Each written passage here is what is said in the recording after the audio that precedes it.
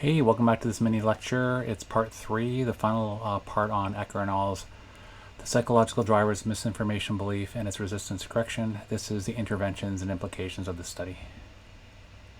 There are 3 major interventions to combating misinformation: pre-bunking interventions, debunking interventions, and corrections on social media.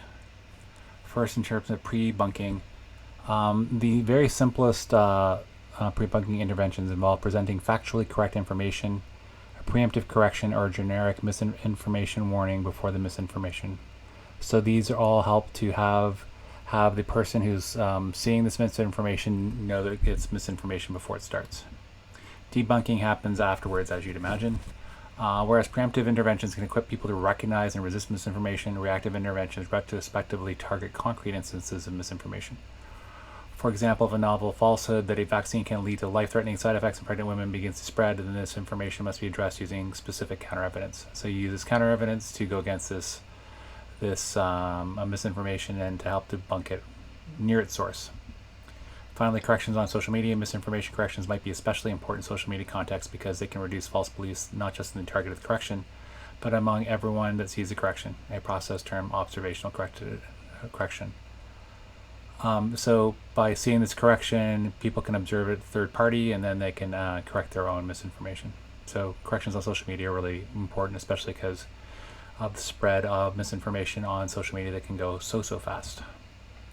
There are practical implications of this of Ecker's work for various groups: practitioners, information consumers like you and I, and policymakers at the governmental level, and potentially for platforms themselves. Implications for practitioners. When preparing to counter misinformation, it is important to identify likely sources.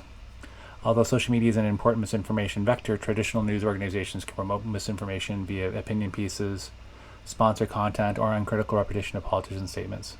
So practitioners, not only social media platforms, but also news organizations and other information creators should be on the guard for misinformation. For information consumers like you and I, people must be aware that they might encounter not only relatively harmless misinformation, such as reporting errors, outdated information, and satire, but also disinformation campaigns designed to instill fear or doubt, discredit individuals, and sow division. So we want to make sure that people know that these types of things that instill fear or doubt, discredit individuals, and sow division are out there, and that people should be wary for them and to watch out for them.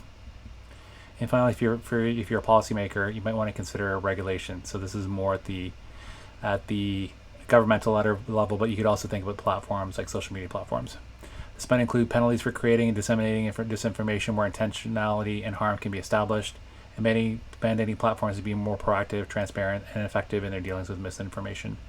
Ideally, by doing these things, that this can help the platforms, especially on social media, become much more cognizant of what they're doing. Also, for obviously for traditional legacy news outlets, that's also important to make sure that they're not spreading misinformation. That was Ecker and al.'s The Psychological Drivers of Misinformation Belief and its Resistance to Correction. Part 3, Interventions and Applications. As always, thanks for watching. Take care. See you again soon.